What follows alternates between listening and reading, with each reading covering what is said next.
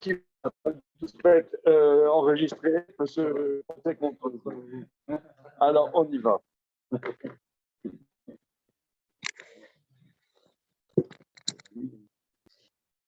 Bien, alors on va voir Bezrat Hashem, des très belles choses. Alors on reprend. Da qui a Torah. Da qui a Torah Tmima. Je reprends ce qu'on a fait la semaine dernière. C'est bon? Page, même Guimel. Grosse. Où? Tu l'as vu? Il est là. Ok. Alors, Da, sache. Torah Atemima, Takif Gamken Bechol Asagot. Elle est puissante dans tout ce qu'on peut atteindre. Vélo Tersar Kolba, elle ne manque de rien. Oui, c'est-à-dire que le sujet, sempiternel, la Torah, les sciences, etc. Donc ne crois pas que la Torah est déficiente dans toutes les connaissances. Mais la Torah, ce n'est pas sa spécificité.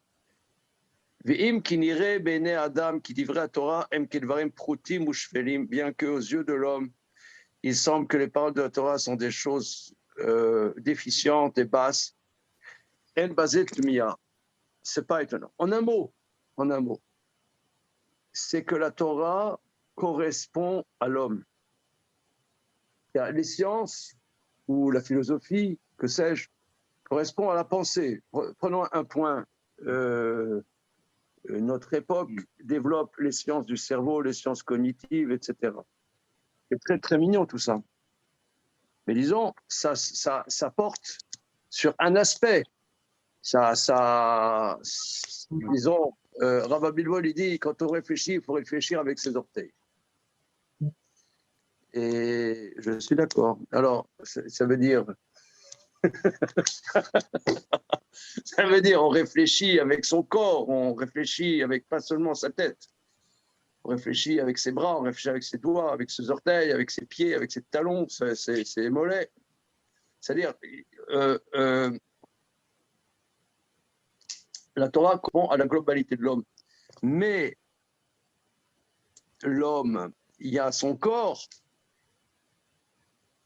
et la neshama qui englobe le corps, qui est uni avec toute ta corporalité. Alors, on va relire ce qu'il dit. El bazet Tobia, qui kara les Torah Adam, c'est-à-dire, il arrive à la Torah qui correspond à l'homme, ce qui arrive à l'homme. C'est-à-dire, ça t'est dit, l'homme, il est, je sais pas moi, il n'a pas mangé pendant 24 heures, ça lui tiraille à l'intérieur du bide. Tu vas dire, bon, il va pas loin, l'homme.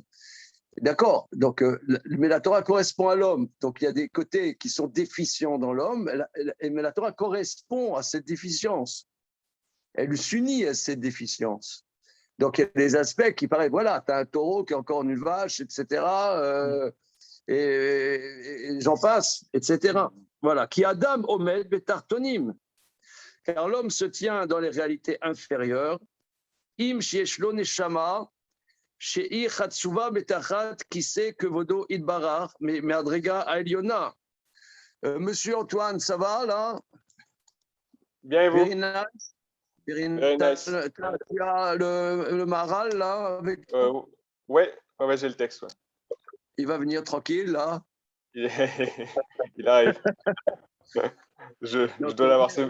On reprend ce qu'on a fait la semaine dernière, chapitre 13 au début. Voilà. Taillé, Khatsouf, taillé.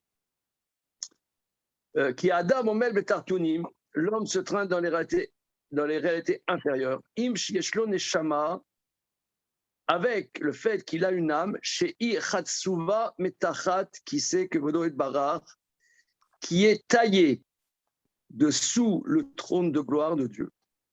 Mais Madrega Eliona. Alors, qu'est-ce que c'est la Torah en vérité? Ça paraît un peu grandiloquent, mais le Maharal va donner quelques allusions Et ces allusions sont plus explicites dans un livre dont j'ai fait une photocopie que je vais vous passer. Voilà. Chez Tachatsuva, mais Tachat qui s'est couvert de bara. Mais Madrigal Yona d'un niveau supérieur. Gam Soreach Alav. Et aussi, lui, sur l'homme, Selem Elohim, le reflet divin, chez Amala Yona, qui est le niveau supérieur. Alors, vous voyez, ces mots-là, il y a les kabbalistes peuvent écrire un livre sur cette phrase. Voilà, on va. Car M mitzvot à Torah, ainsi sont les commandements de la Torah. Im shem dvarim gashmiim, bien que la Torah soit avec des choses matérielles, yeshlaem sod pnimi, elles ont un secret intérieur, shiomed beromo shel olam, qui se tient dans les hauteurs du monde. Adam, Eriske Adam, Leolam Abba, Yeda Torah. Donc maintenant, l'homme ne s'étonnera pas. Comment pourra-t-il mériter au monde futur, à Yeda Torah, par le biais de la Torah, Shei Bedvarim Aktanim Vaprutim, qui sont dans des choses petites et basses. Qui haché la Zot Gamken, qui est la Adam. La question que tu poses sur la Torah est quelque chose que tu peux poser sur l'homme lui-même. Adam Bal Chomer Lechaim Manitzriim. Comment l'homme, propriétaire de matérialité, peut mériter une vie éternelle. Shateshuva basé im Adam ou Bal Gu vechomer. Car l'homme a un corps, une matérialité. Atistalken bekankan elabema sheyeshbo. Bon, c'est l'expression de Pirkei Avot. Ne regarde pas la bouteille, mais regarde ce qu'il y a dedans, n'est-ce pas? Voilà, là, je savais que ça te parlerait. Ne regarde pas la bouteille, mais regarde ce qu'il y a dedans. Voilà. Qui yeshbo ruach elokim, il y a un souffle divin. Neshama kedosha, une âme sainte. Asher aneshama azot chatsuva metachat kise akavod. Que cette âme est taillée dessous le trône de gloire. Bishvil aneshama azot zoche adam el chayim anitzriim. C'est par cette âme-là que l'homme mérite la vie éternelle. Et car, im shemitzvot Torah nire shem dvarim prutim shuloim.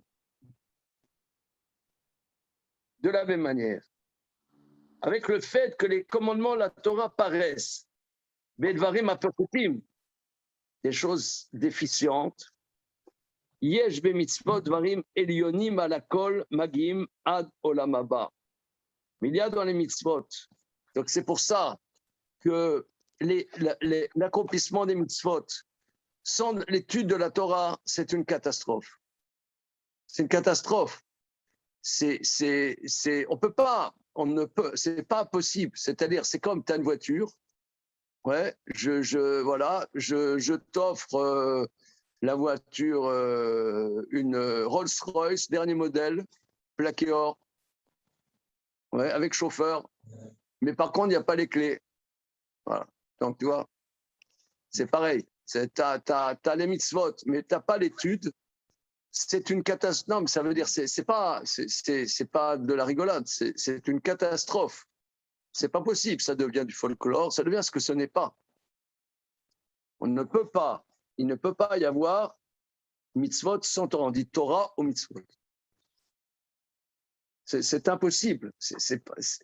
Ah, mais tu vas me dire, il y a majoritairement, tu as des gens, ce qu'on appelle traditionnalistes, qui font les mitzvot, mais ils n'étudient pas. Bon, il y a beaucoup de choses. Hein. Le début du 13e. Il y a, dans le monde, il y a beaucoup de choses. Avant que je te passe les 3 bouquins que tu m'as demandé. Sinon, je vais oublier.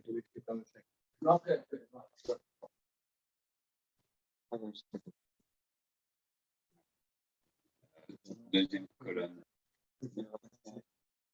En haut. L'écart, il s'est mis de Torah, Mira, Stem, Betarim.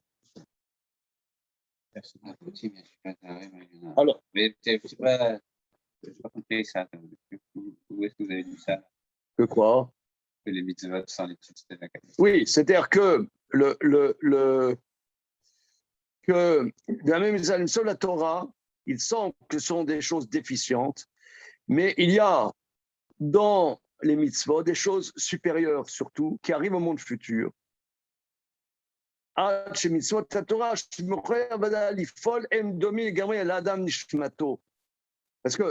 ne le dit pas, mais disons, il a dit, il y a un secret dans la Torah et dans les mitzvot. Et si tu ne mets pas en mouvement cela, ben, c'est justement, c'est un acte comme un autre. Quoi. Un acte comme un autre. Tu fais ça, fais ça. Bon. Même, tu peux pas, outre le fait que tu ne peux pas savoir qu'est-ce que Dieu te demande. Quelqu'un, par exemple, on a tout le temps des choix. Une mitzvah,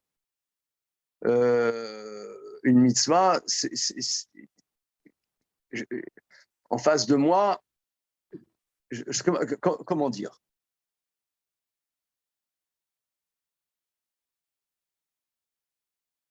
Je prends un exemple simple auquel j'étais confronté là dernièrement. Le Shabbat, ça fait partie du Shabbat d'avoir des invités. Mitzvah tartassa torchi. D'accord. Mais c'est une mitzvah. Il y a des conditions. Tu ne les connais pas. Tu invites des gens qui n'ont rien à voir, peut-être. C'est avec cette mitzvah. Bah,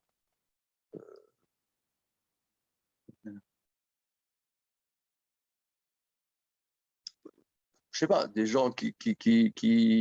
Mon voisin non juif, tu allais bien. Voilà, tu vas dire, voilà, je vais faire comme Abraham, etc. Mais non, si tu ne connais pas chaque mitzvah a des conditions. Par exemple, ici, dans la synagogue, il y a des mezuzot. Tu regardes dans Shulchan Aruch, une synagogue n'est pas obligée de mettre des mezuzot. Alors, comment ça se fait qu'on met une mezuzah? Question. Parce que c'est qu'un mezuzot betecha, sur les battants de tes maisons. Et là, ce n'est pas ta maison, c'est un lieu collectif. C'est un exemple. Bon, mais des mezuzot, peut-être ça ne fait pas de mal. Mais disons, c'est un exemple. Il y a, tout c'est comme ça.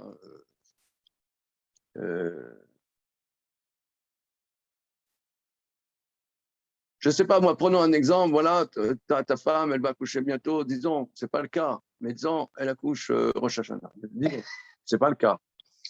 Mais disons, et tu dois écouter le chauffard. Qu'est-ce que tu fais? Comment tu fais? C'est une mitzvah, c'est des conditions. À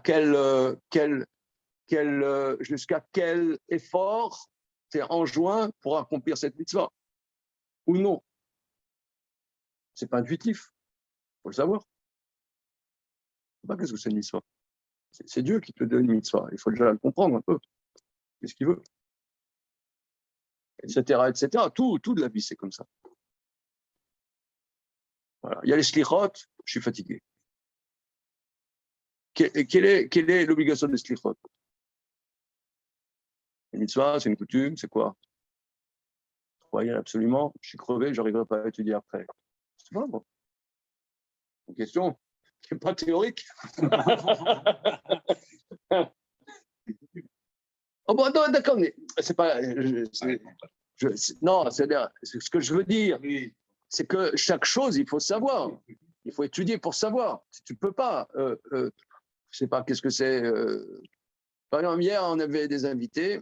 On n'avait encore pas fait kidouche. Il y a un jeune, il a dit, j'ai soif, je vais prendre un verre d'eau. Est-ce qu'il veut boire un verre d'eau après la prière, avant d'avoir fait kidouche? Oh, il a dû boire un verre d'eau. Regardez, Shulchan Aruch. Il ne pouvait pas. Mais avant la prière, oui, mais après la prière, non. Pourquoi? Machin, tu regardes le Mishnah Berurah, c'est écrit. Mais tu le sais pas. Boire un verre d'eau, c'est rien. Ouais. Tu sais pas, tu ne peux pas savoir. Donc, c'est des exemples simples qui se posent tout le temps. C'est impossible.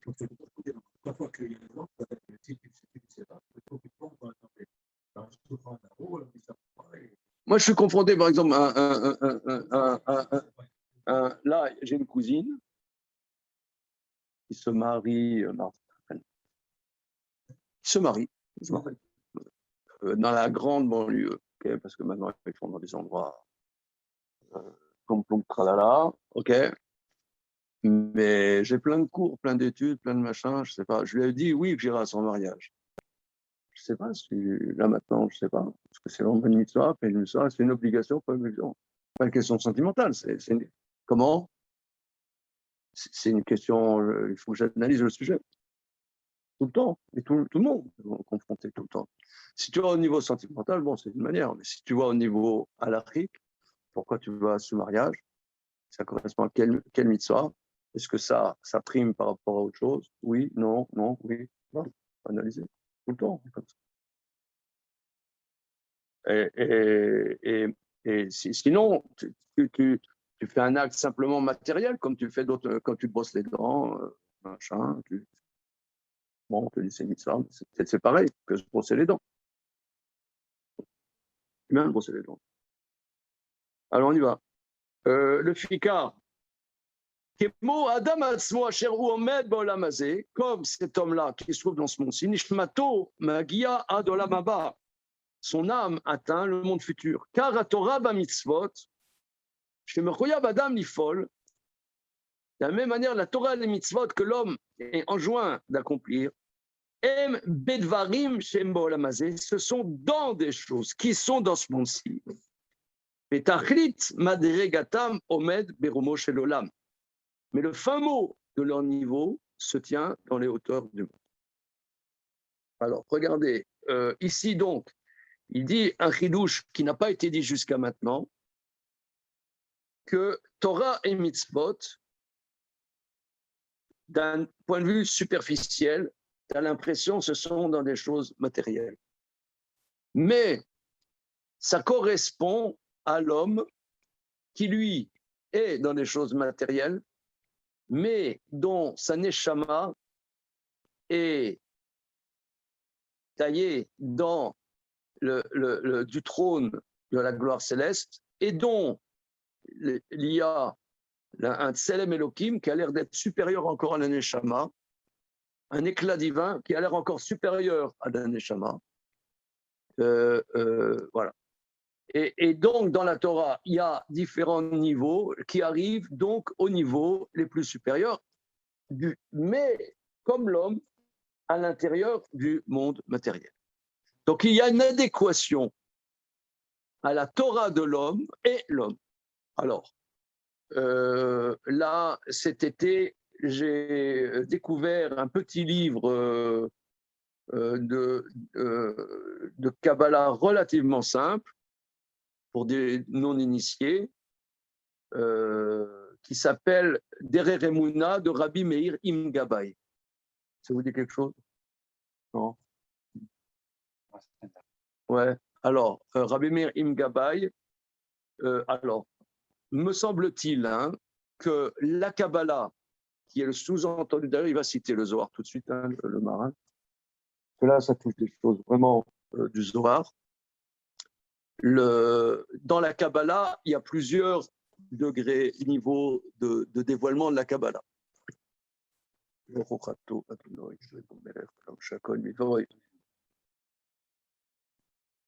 y a eu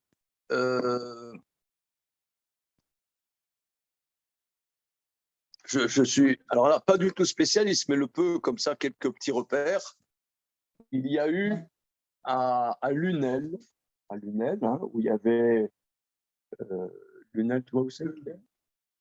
Dans le sud de la France, pas très loin de Montpellier. Ouais, voilà, c'est pas très loin de Montpellier, voilà. Ouais, d'accord. D'accord. En tout cas, Lunel, au 11e, 12e, 13e siècle, c'était Bnei Brak. Il n'y a rien. C'est une ville, même grand centre de salafistes. Il y a beaucoup, il y a énormément de jeunes qui sont allés à Daesh, qui venaient de Lunel. Bon, énormément. C'est possible, c'est possible. En tout cas, c'était un des centres principaux de l'étude de la Kabbalah et du Talmud. Et là-bas, il y avait donc il y avait Rabbi Yitzhak Sageneor, un monsieur aveugle qui a Sageneor, ça veut dire qu'il voit bien, c'est un euphémisme pour quelqu'un dire qu'il est aveugle. Et beaucoup de la Torah, de la Kabbalah, s'est révélé par lui au 11e, 12e siècle. Et je ne sais pas exactement, il y a eu un Rabbi Ezriel qui a écrit quelques écrits Kabbalah là-bas, Rabbi Ezriel. Et voilà, ça c'est. Et Nachmanide est un élève. Nachmanide, Ramban, est un élève de ce Rabbi Ezriel, si je ne m'abuse. Voilà. Donc Nachmanide, c'est 1200, 1190, 1200 par là. Et c'est un élève de cette école en Kabbalah. Bien.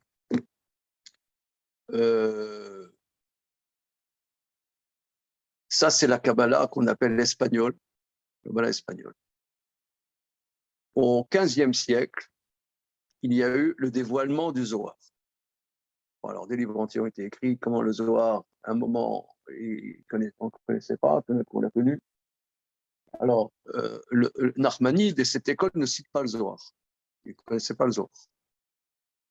Mais là, vers 1500, je sais pas, 1300 quelque chose, 1300, 1350, il y a eu le dévoilement du Zohar. Et il y a eu un renouveau en Espagne de l'étude de la Kabbalah. Et juste à la génération de l'expulsion d'Espagne, il y a eu des grands kabbalistes, très grands kabbalistes, dont Rabbi Meir Im Gabbai. Il fait partie des expulsés d'Espagne.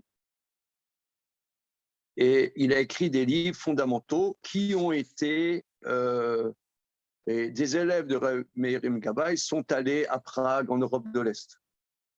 Donc la Kabbalah du Maharal, sous-entendu, lui, il ne parle pas strictement Kabbalah, hein, c'est un mix de Talmud, de philosophie, de trucs.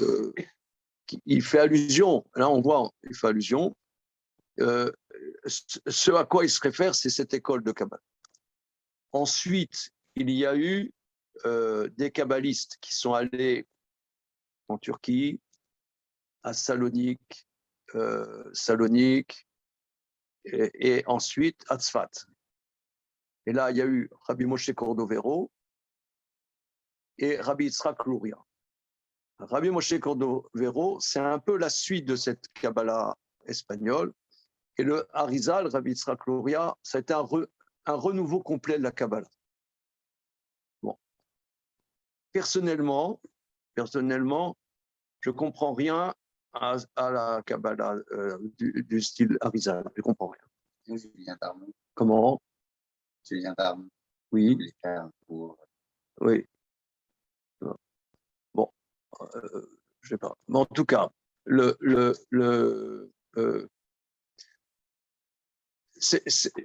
parce que la Kabbalah, comment dire, qui va jusqu'à Rabbi Moshe Cordovero, vous allez voir, c'est quelqu'un qui est, je dirais, familiarisé à l'étude du Talmud, il rentre sans trop de difficultés. Ça tient debout. Il faut seulement prendre son temps pour voir de quoi ça parle. Mais ça tient debout. Alors, là, j'ai photocopié quelques pages. Je pense que c'est vraiment, ça explicite ce que dit le Maharal.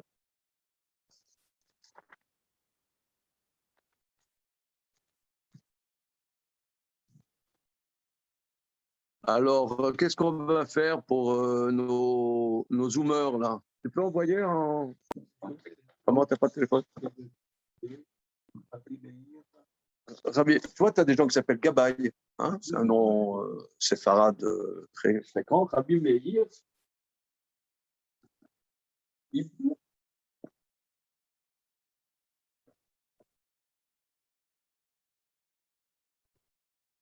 La moitié de Sarcelles s'appelle Gabay, non? Il n'y a pas de Gabay. Donc, c'est quelle époque? C'est l'expulsion d'Espagne. Là, ils mettent 1480, 1540, là, sur Wikipédia.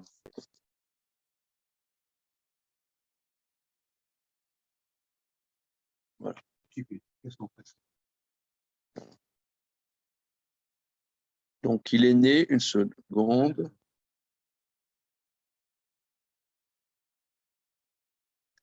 Il est né en Espagne, donc il avait 12 ans à l'expulsion d'Espagne. Mais ce qui est absolument incroyable, c'est que tu lis ses livres, le mec, il ne va pas te raconter sa vie, quoi. Tu as l'impression qu'il a une vie tranquille, quoi, le mec. Il ne raconte pas sa vie, il est bon, donc le Zohar, donc voilà, c'est. Ensuite, il est allé en Turquie et il est enterré en Eretz Israël. 1480. Alors là, ils ne mettent pas dans quelle ville en Espagne.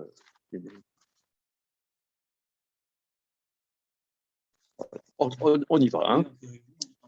En Eretz Israël, je ne sais pas, là, ils ne mettent pas. Alors, son grand livre, c'est vraiment un des livres base, vraiment. C'est des livres vraiment base. Ça s'appelle Avodat HaKodesh.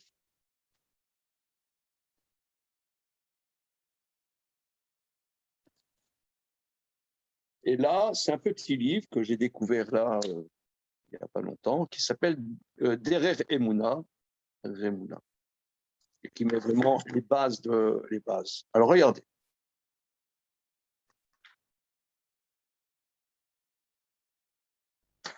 והם דברי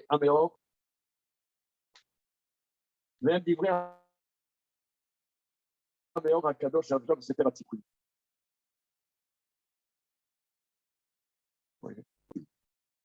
Alors, entre parenthèses, il y a des gens qui savent de quoi ça parle, tout ça, hein, ça existe. Vous voyez, par exemple, là, il y a une série de livres. Un commentaire sur le Zohar, c'est le Matot Vache.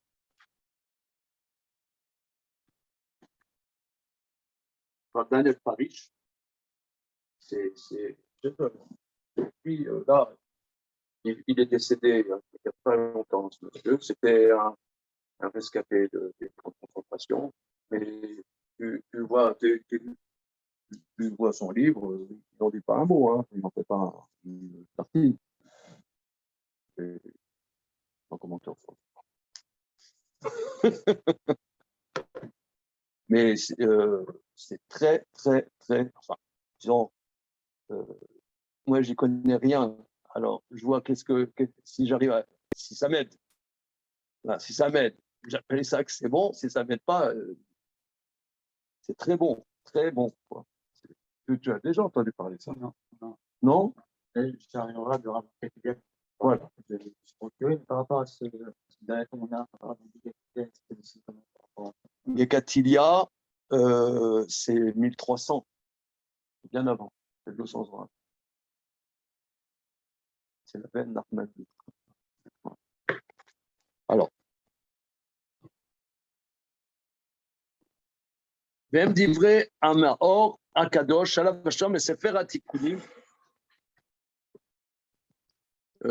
J'essaie d'envoyer une photo là, Antoine. Ça marche. Hein, je sais. Il n'y a pas de souci. Je vous écoute de toute façon.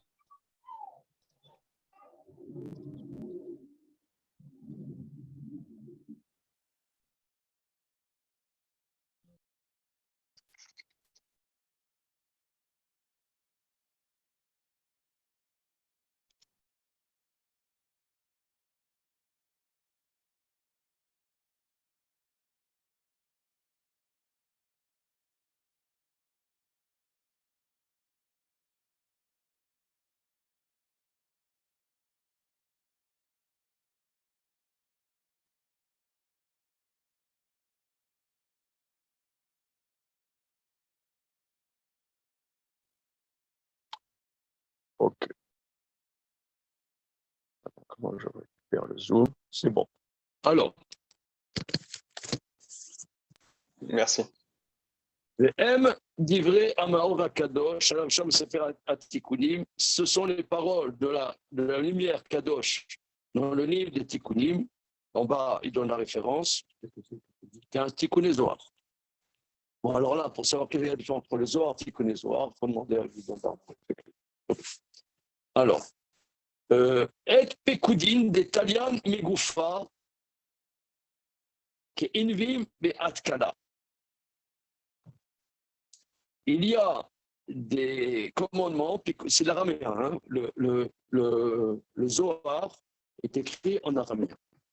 Et Pekudin d'Italian Megoufa, il y a des commandements qui dépendent du corps comme des raisins du sarment, de la grappe, comme les raisins de la grappe. Amarlo, Rabbi Elazar. Rabbi Elazar, donc le fils de Rabbi Shimon, il a dit, Abba, papa, Vea Leila Ukmoa Delet Gouf Velekvia. Donc je reprends. Il y a des commandements qui dépendent du corps, comme le raisin de la grappe. Ça, c'est Rabbi Shimon. Amarlo Rabbi Elazar. Rabbi Elazar, son fils, lui dit, papa, va aller là, donc moi, mais en haut, on a défini qu'il n'y a pas de corps ni de corporalité. Amarlo, il lui a dit, Béri, mon fils. Et Alma Deate, Dei Ima Ila.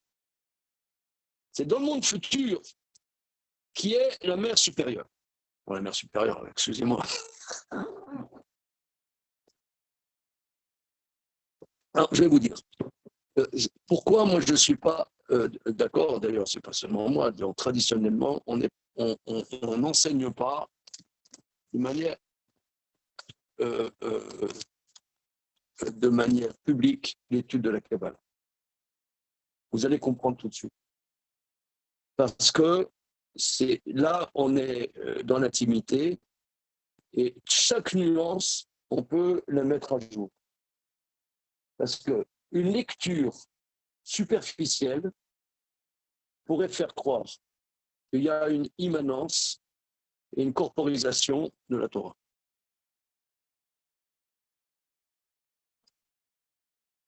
Ce qui a donné, excusez-moi l'expression, dans une certaine mesure, lorsque Spinoza dit que la nature c'est Dieu,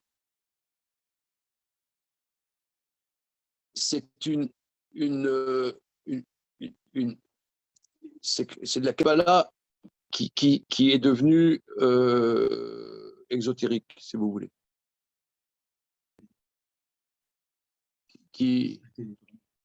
Une nuance à côté. C'est ça, c'est-à-dire qu'il y a un lien avec le corps. Où se passe-t-il? C'est ça la question. C'est ça la question, qui est une question très fine.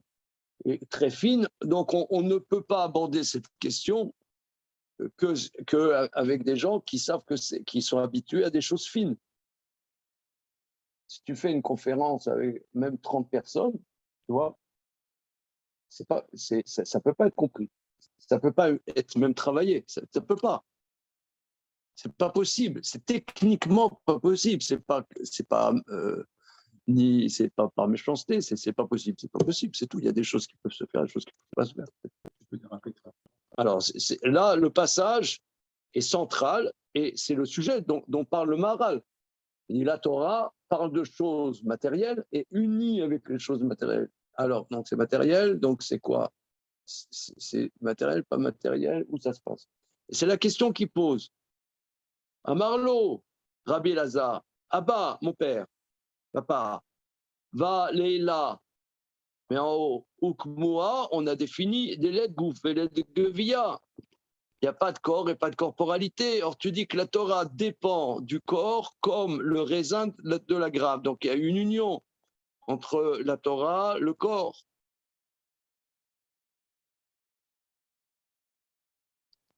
Amarlo, Béri, mon fils. Be'alma deate dei ima ila.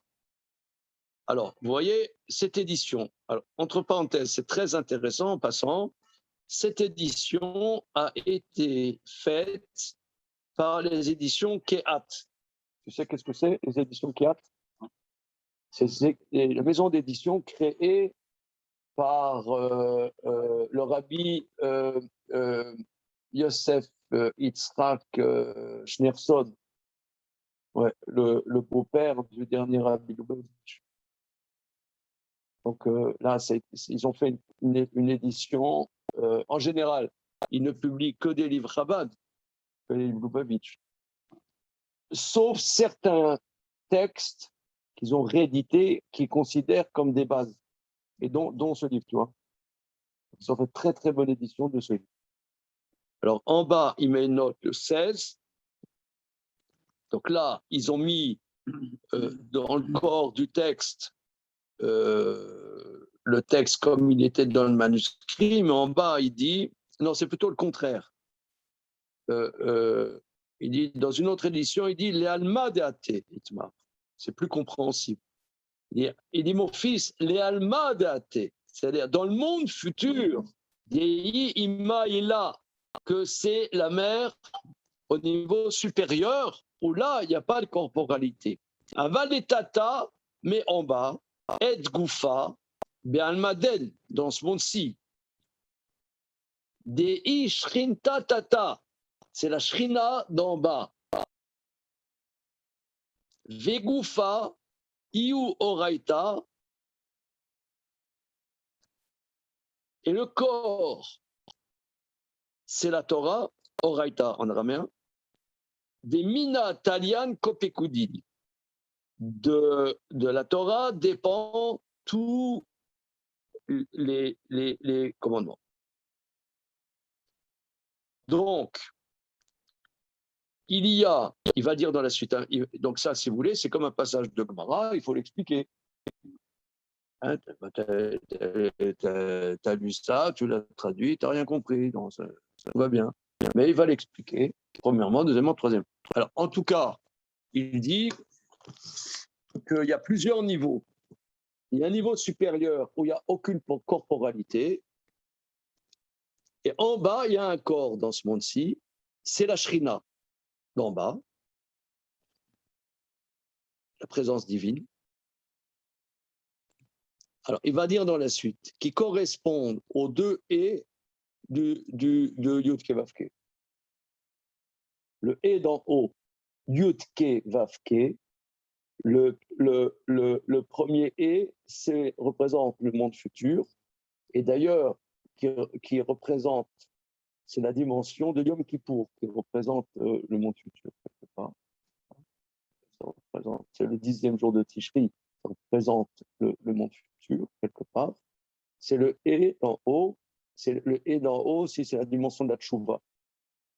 Et le et d'en bas du nom est appelé en Kabbalah le corps, qui est la Shekhinah. Mais le corps, ce n'est pas le corps matériel, c'est un corps qui est la Torah et duquel dépendent toutes les mitzvot. Mais ce n'est pas le corps matériel, c'est quelque chose qui s'appelle, on l'appelle le corps.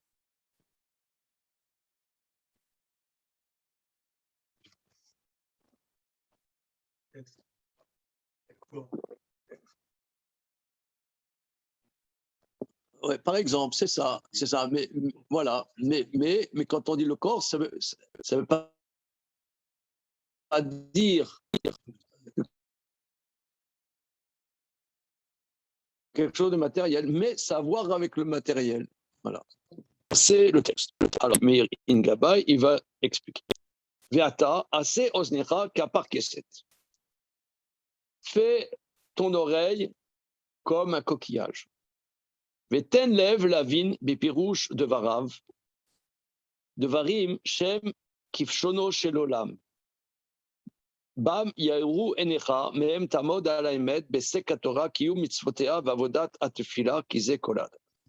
Donc fais ton oreille comme un coquillage et donne ton cœur pour comprendre dans l'explication de ces paroles, des paroles qui se tiennent dans les secrets du monde, qui illumineront tes yeux et par lesquels tu te tiendras sur la vérité dans l'investissement dans la Torah, l'accomplissement des commandements le service de la prière, car c'est tout l'homme. Da, Léavinze. Sage de comprendre ça. Kiameor Akadosh Alav Shalom Amar. Donc, cette grande lumière, donc Rabbi Shimon Bar Yochai dans le Zohar, dit Kikol mitzvot nichlakot levare Adam. Toutes les mitzvot sont partagées dans les membres de l'homme. Ve'asa min Torah dimayon guf. Il fait de la Torah une représentation comme un corps qui est guf Adam, ça correspond au corps de l'homme. Ve'amar, il dit, sheyesh mitzvot luyot barosh, yesh ba'inayim, yesh be'oznaim, il y a des mitzvot qui dépendent de la terre, de la tête. Yesh be'naim, des mitzvot qui dépendent des yeux. Yesh be'oznaim, il y en a qui dépendent des oreilles. Vechen be'shar evarim, de la même manière, tous les membres du corps. Que chez ta skill basé, et si tu réfléchis, Timsa Shatora Kula Beguf Adam. Si tu réfléchis, tu trouveras que toute la Torah est dans le corps de l'homme. Elle est dans le corps de l'homme. Vaya Zeken, c'est ainsi, le fils Sheba mais Adam, qui est Moshe Yadata Venata Adam, parce qu'elle vient de quelque chose qu'on dit que dans la vision de Ézéchiel, sous le trône céleste, il a vu un homme, le visage d'un homme. C'est-à-dire que l'homme, il y a une correspondance à un homme supérieur, à une dimension supérieure qui s'appelait un homme, mais qui n'est pas l'homme, mais qui est un homme supérieur.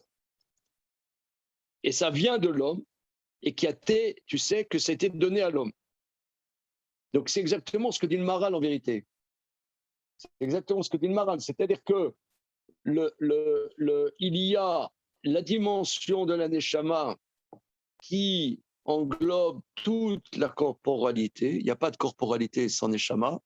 Et la Neshama s'unit avec la corporalité. Mais cette Neshama a sa racine dans une dimension supérieure qui lui donne une tenue qui est l'homme, un homme supérieur, si on peut s'exprimer ainsi.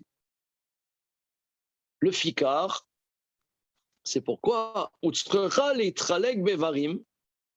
c'est pour ça qu'il a été nécessaire que ça soit partagé en membres. L'irmoz Allah, pour faire une allusion à ça, c'est pour ça l'accomplissement de la Torah est dans le corps de l'homme, et par ses membres. Le fikar, c'est pourquoi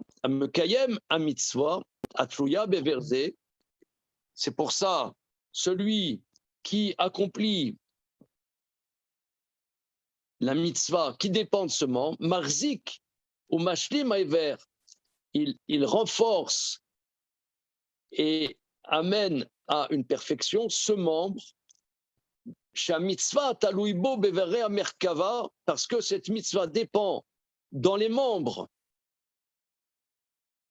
du char céleste. Le fikar amekayem kol ha mitzvah, c'est pas celui qui accomplit tous les commandements. Arrête salmo dmuto shalem, son éclat et sa ressemblance est complète. Bedugmat Adam Aelion Ayoshev Alakise. C'est pour ça qu'il a quelque part à voir avec l'homme supérieur qui siège sur le trône. Et Betsalmo, et il en est un éclat. Un éclat. Il a développé en lui, par l'accomplissement des mitzvot, qui, elles, les mitzvot, dépendent de cet homme, cette appellation qui s'appelle l'homme supérieur. Donc, par cela, il se connecte à cet homme supérieur, où Shechina Shorealav, la présence divine, réside sur lui. Share Ishlim Kol Evarav, parce qu'il a amené à la complétude tous ses membres. Vegufo Nase Kise et son corps est devenu un trône, une résidence, et la Dmut Shu Leumato a cette correspondance qui est en face de lui, correspondance supérieure. Mikan Tavid Sod et la Sot Lachem. Maintenant, tu vas comprendre de là le secret du verset. Et la Sot Lachem.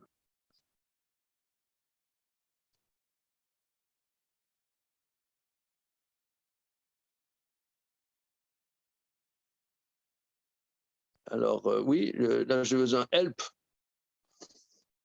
Help. Il dit, maintenant, tu vas comprendre. Le verset qui dit et la Sot Lachem. Il n'explique pas plus.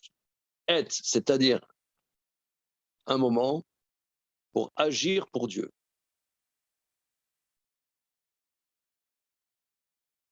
Il n'explique pas. Comment? Oh là là, flemmard.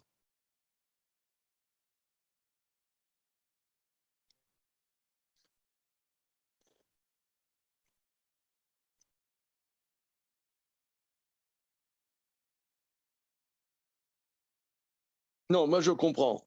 Je ne sais pas exactement, mais je pourrais dire que être le temps, on avait dit que le temps, on l'a vu plusieurs fois, est une des premières perceptions de la matérialité, hein, le temps. Tu vois, par exemple, le temps qui passe. Il y a un moment, un autre moment, c'est pas une éternité, c'est un moment. Et c'est un moment qui est là, le moment. C'est comment dire, comme dit Léo Ferré, avec le temps, tout s'en va. Non, mais c'était ça le temps. Le temps, tout ça s'en va. Donc le temps, c'est bien la matérialité. C'est ce qui est périssable. C'est ce qui est périssable. Donc, être, c'est le périssable. D'agir pour Dieu. C'est-à-dire, quand tu agis maintenant, ici, dans le temps qui est pas ça, qui passe, eh bien, pour Dieu, ça veut dire quelque part, tu donnes une expression dans la réalité inférieure à un éclat de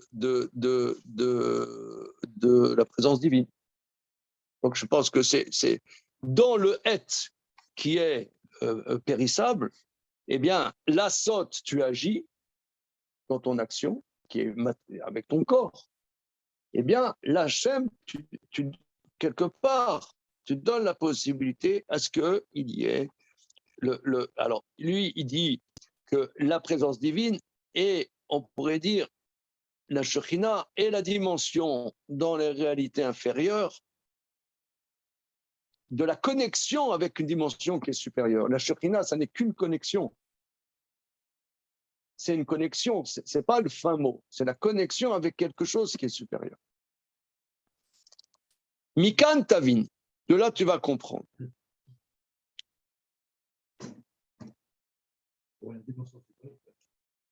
Voilà, la Shekhinah, c'est le catalyseur, si tu veux, à l'intérieur des dimensions d'en bas, avec les dimensions supérieures.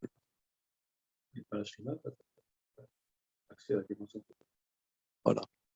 Mais comment cette Shekhinah? Par l'action avec ton corps. Avec ton corps. Puisque le corps, quelque part, a une correspondance avec une dimension abstraite qui en est la source. Qui en est la source. C'est ça, absolument. Les 248 membres, mitzvot politiques, 248 mitzvot politiques morts. Mikan Tavin, de là tu vas comprendre. Ki Torah yeshla nishmat chayim. De là tu vas comprendre que la Torah a une âme de vie. Le fikar bekiyuma mitno et ait la sot perot ou pere-perot, c'est dans son accomplissement, ça donne un mouvement qui fructifie et fructifie de fructifie Veu kiyub hayehudim shebaou ba lemekaimota, qui est l'accomplissement des promesses qui ont été faites à ceux qui accomplissent les commandements. Vetam, c'est la raison. Qui a aussi un mitzvah qui est tikuna, celui qui fait la mitzvah selon sa structure précise, pas de manière au petit bonheur, la chance. Et qui est tikuna, la kavana rouya, selon l'intention qui lui correspond, a mitzvah i mitoreret ve'ola, cette mitzvah, l'accomplissement de cette mitzvah s'éveille, monte, me kacheret im dugmata le maala, et s'unit, se relie avec sa correspondance en haut, besod admut sheba mimeno, dans le secret de la correspondance dont cette mitzvah vient.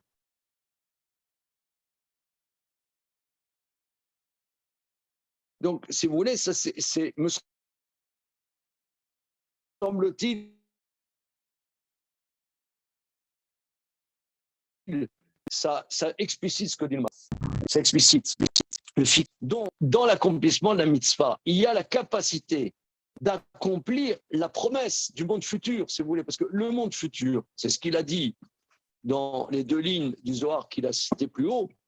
Dans le monde futur, il n'y a aucune corporalité.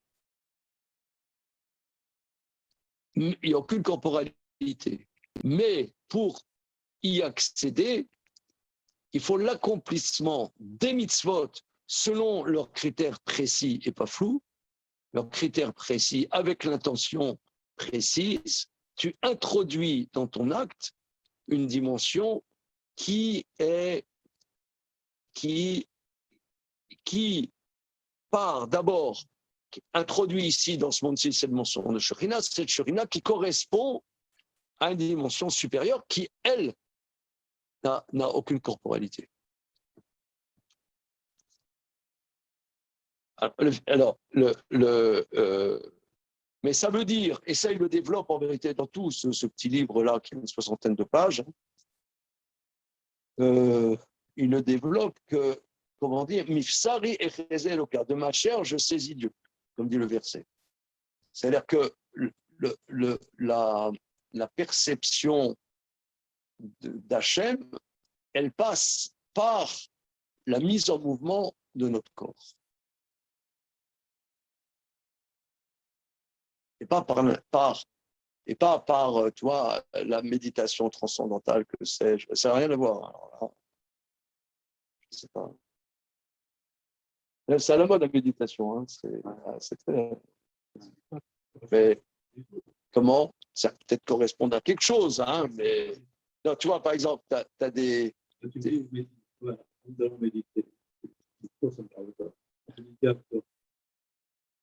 Non, il y a, mais si tu veux, tu as des cultures, où il y a la connexion avec des choses supérieures vient par l'annulation de la corporalité. Prenons par exemple tout le chamanisme, hein, puisque Antoine, ça nous connaît, ça, le chamanisme. Hein? Ça nous connaît de plus en plus. De plus en plus. Le chamanisme et la disparition de la corporalité. Non? Hein? Oui, non? C'est surtout c'est la sorcellerie, machin, être un élément de la nature comme un autre. Enfin, c'est s'intégrer dans la structure naturelle. Dans la spiritualité de la nature. C'est vrai, mais il reste très matériel, il faut d'ailleurs. Je ne sais pas. Tu as été un peu truqué, le chamanisme? Non? Un peu. C'est à la mode aussi. C'est à la mode, mais disons. Non, mais non. Voilà, mais oui, mais par les forces abstraites de la nature. Pas, voilà. Bon, en tout cas, non, c'est pas fou. Hein. En tout cas, c'est pas ce que la Torah, c'est pas ça du tout. En tout cas, le Fikar Yeshba Kohar, Donc là, par l'accomplissement des mitzvot selon leurs critères précis et leur intention précise, le fikar yeshba kohar le kayem a Yehudahu. Il y a la force pour accomplir cette promesse qui est le monde futur. On passe à la page d'après. Le Olam Haba. Et au skimba, pour ceux qui sont investis dans la Torah, me kayim ota, qui l'accomplissent, qui roa chaim yeshba, car il y a un souffle de vie dans l'accomplissement du mitzvah, mais yeshba le fisé romer vetsura vegu venefesh. Il y a plusieurs dimensions. Il y a la matérialité, la structure, le corps, l'âme, le fikar, que du shatam ruba, c'est-à-dire dans l'accomplissement des mitzvahs, sa sainteté est multiple. Mais tsarir l'inogba, mais il faut donc se conduire bekdusha, kavod. Vous voyez, c'est aussi pour ça qu'il faut que ça soit étudié aussi dans l'intimité, parce que tout ça, pour que ça corresponde, il faut avoir une dimension de sainteté, de respect.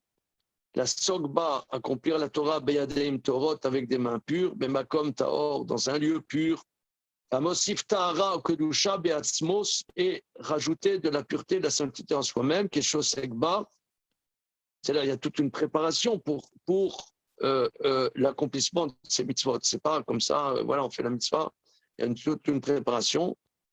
Quelque chose segba, quand il investit dans Torah ou dans ses mitzvot, Arum Mosif Ba Ma'ala Kavod, il rajoute une élévation, une gloire. Le mot gloire, c'est un synonyme souvent de neshama, c'est-à-dire il introduit, donc il donne une place à sa neshama à l'intérieur de sa corporalité. Bedugmata le Ma'ala, qui correspond à la dimension supérieure de la sainteté et la pureté. De la même manière, donc là, ce qu'il vient dire, c'est celui qui accomplit les commandements.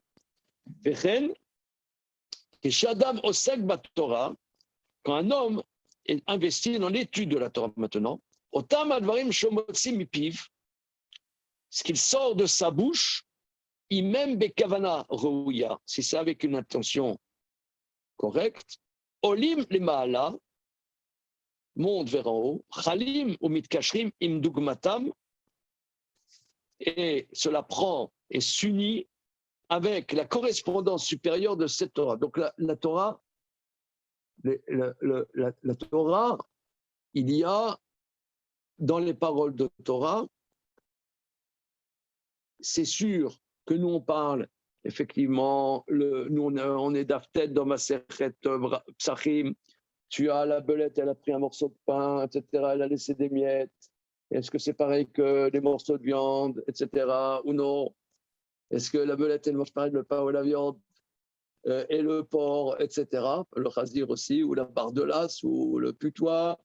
Voilà. Alors, donc on parle de choses comme ça. Mais à l'intérieur de ça, il y a une pensée. Et cette pensée, elle a encore une pensée sous-entendue plus abstraite, qui touche une pensée plus abstraite, qui correspond à une pensée complètement pas matérielle. Voilà. Et plus quelqu'un est investi avec un vécu qui correspond, plus il développe cette dimension. C'est pour ça que tu as des grands maîtres où tu sens qu'ils arrivent même à innover dans la Torah parce qu'ils touchent les Chidushim, par exemple, les Chidushim du Ramban, les Chidushim Rashba, les Chidushim Haran. Ils arrivent à toucher les lames abstraites de la Torah. Ils ne sont pas à synthétiser. La synthèse, c'est ce à quoi ça correspond. Voilà, Imdoumata, Charet, Torah, mais Torah, parce que la Torah, elle vient d'une Torah plus abstraite. De la même manière, quand l'homme prie, ou mekaven betfilato, et il a une intention dans sa prière, à kavana roya, l'intention qui correspond à cette prière, otam advarim olim, ces paroles-là montent, Chalim prennent, Meyardim et Hashem Agadol Biototav, et unissent le grand nom dans les lettres. Bon, ça, j'avoue, je ne sais pas exactement. Ah, voilà. Veloule advarim ha'em.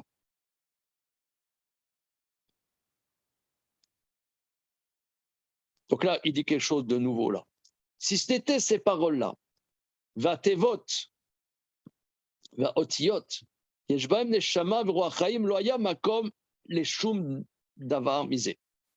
C'est-à-dire que la prière a été rédigée par les prophètes et les chachamim qui ont construit le deuxième temple, ce qu'on appelle Anshe Knesset Agdola. Il y a les mots précis de la prière. Si tu n'as pas les mots précis, parce que les lettres sont porteuses d'un sens, sont porteuses de sens. Et si tu n'as pas les lettres qui donnent une possibilité d'art, les lettres, si tu veux, c'est comme une corporalité de quelque chose. D'ailleurs, c'est très, très intéressant. Tu l'as dit spontanément tout à l'heure, le corps du texte, c'est intéressant. Il a dit le corps du texte. Or, le texte, quelque part, ce n'est pas une corporalité. Mais oui, c'est exactement, les lettres sont le catalyseur d'une dimension de sens avec nous qui sommes ici en bas, qui sommes ici. C'est une consistance abstraite, puisque c'est une unité de sens. C'est pas une pomme de terre. Une pomme de terre, il y a pas. C'est une consistance. Voilà. Cette consistance donne la possibilité que se cristallise la neshama prenne. C'est ce qu'on dit que la Mishnah, on dit que c'est Mishnah, c'est la même lettre que neshama. C'est-à-dire que dans la Mishnah, tu as par des mots la possibilité que toute cette complexité du lien entre nous ici sur Terre, avec des actes, avec des valises, avec des armoires, avec des chaises, des tables, des fourchettes et des cuillères, on puisse avoir une connexion à l'intérieur de notre réalité avec quelque chose, un corps qui n'est pas le corps matériel, mais qui s'appelle, dans le langage du Zohar, qui s'appelle corps.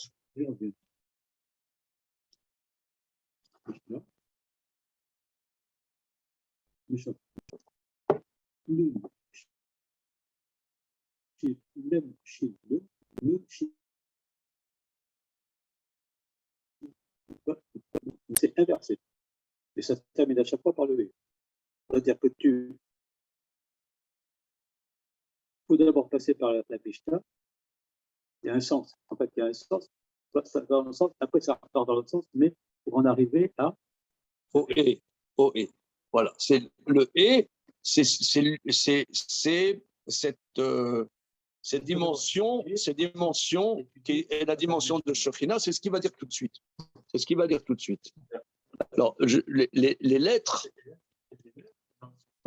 les lettres, c'est la cristallisation d'une connexion, voilà. Et c'est pour ça qu'il y a ce qu'on appelle le noussar de la tfila, le texte précis de la prière, qui est, c'est pas au petit bonheur la chance, quoi. C'est très précis. Da. Alors, je reprends cette phrase, parce que c'est, vous voyez, c'est des choses, vous voyez, c'est pas mystérieux. Je ne trouve pas que ce soit mystérieux. C'est pas, voilà, mais si tu veux, c'est pas mystérieux. Ça, c'est la Kabbalah de Rabbi Meir Gabbai, c'est comme ça. Tu vois ? Non, il y en a ailleurs. Mais si tu veux, il faut déjà petit à petit des introductions pour petit à petit comprendre C'est comme si quelqu'un il va faire la trigonométrie, il ne connaît pas la table 3 fois 3, 9.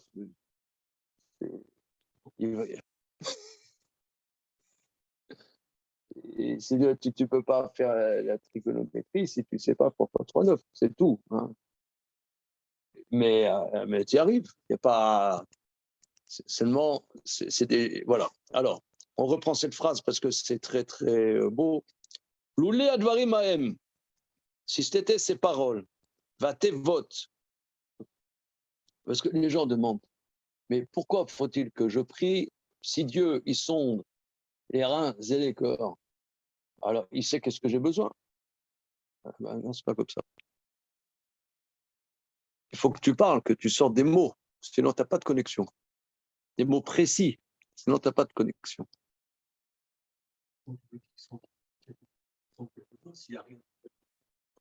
Voilà. Alors, Loulé advarim ahem, si c'était ces paroles, vatevot, les mots, vaotiyot, les lettres, yeshbaem neshama, il y a une âme, roi chaim, dans ces lettres, où il y a neshama et souffle de vie. Loyam makom, les choum d'avar misé, il n'y aurait pas une place pour rien. Da, sache, kinishmat Torah i ashechina, sod et acharona. Sache que l'âme de la Torah, c'est la présence divine, le secret du dernier et du nom. Va Torah levusha. La Torah, c'est un habit à cette dimension de la Shekhinah présente. Voilà. Mikan, Tavin, là c'est écrit Tachin, mais je pense que c'est une erreur de typographie. Tavin, Sod kolma shekatavli les malas binyanzi. Ok. Bon, moi je trouve que c'est clair. C'est très clair. Hein? C'est clair. Ça va, Antoine? Very nice. Extrêmement clair. D'une clarté totale. Bon, Bonjour tout le monde. allez, là pour le moment. La semaine prochaine, c'est bon.